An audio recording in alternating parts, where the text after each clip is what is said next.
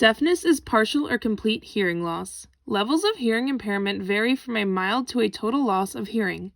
Elderly adults suffer most often from hearing loss. A substantial number of hearing impairments are caused by environmental factors such as noise, drugs, and toxins. Deafness can also result from inherited disorders. One of the first times we can look back at deafness being mentioned in history is in 360 BC, when Socrates described deaf people as those who do not speak and express themselves in gestures and movements. In the 1500s, Geronimo Cardano, an Italian physician, developed deaf education by teaching his son to speak using a code of symbols.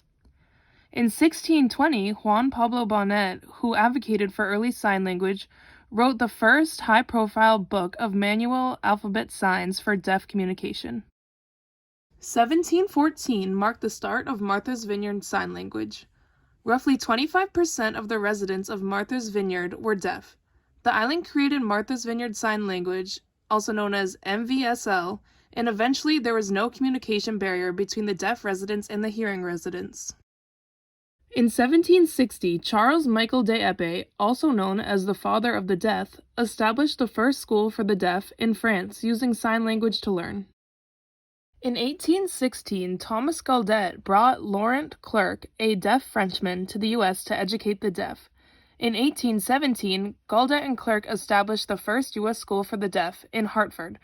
ASL was created by combining other forms of sign language.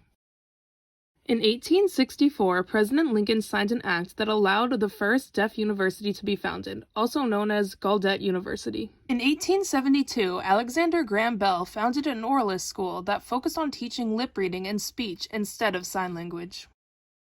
In 1890, the National Association of the Deaf was founded. In 1965, a linguist, William Stoke, finished creating the first American Sign Language dictionary. In 1973, the Rehabilitation Act prohibited discrimination on the basis of disability. In 1975, Public Laws 94 through 142 passed, allowing disabled children free, appropriate public education. Currently, in 2020, 600,000 people in the United States, that's 0.22% of the population, are deaf. More than half of that 0.22% are over 65 years of age.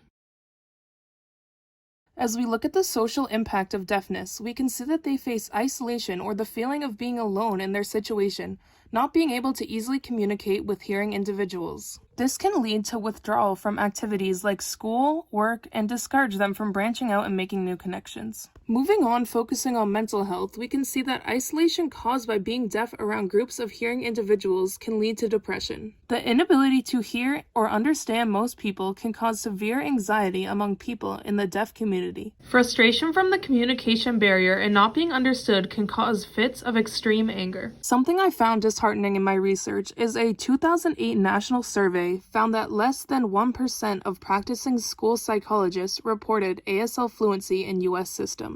When looking at the impact deafness has on education and learning, we can see that deaf students may tend to fall behind their hearing classmates when it comes to topics like language, number concepts, and problem-solving skills. Hearing students are constantly absorbing new information and knowledge through the daily noises, conversations, and language that is spoken around them.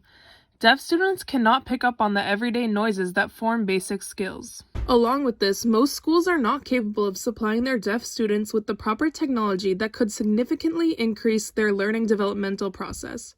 This includes assistive technology, interactive whiteboards, hearing aid compatible systems, computer-assisted note-taking, ASL videos for testing materials, and interpreters in the classroom.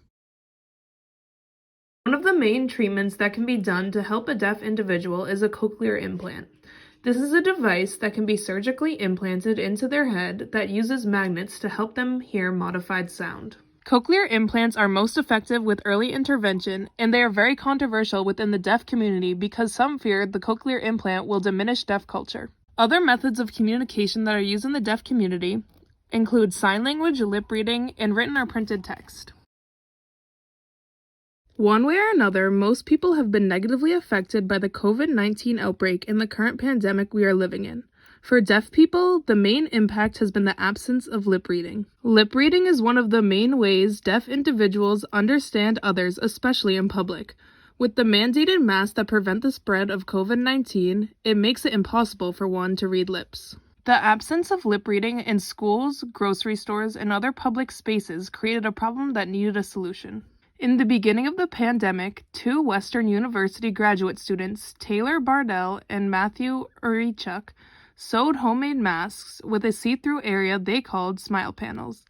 Their goal was to allow deaf individuals to read the lips of the person in the mask. Taylor Bardell is quoted saying, "I went grocery shopping for the first time when we had to wear masks, and we were just realizing how difficult it was and how strange it was to communicate like that." Just like these 2 students, many thoughtful, creative, and ingenuitive people have made strides for the deaf community and leave us where we are today.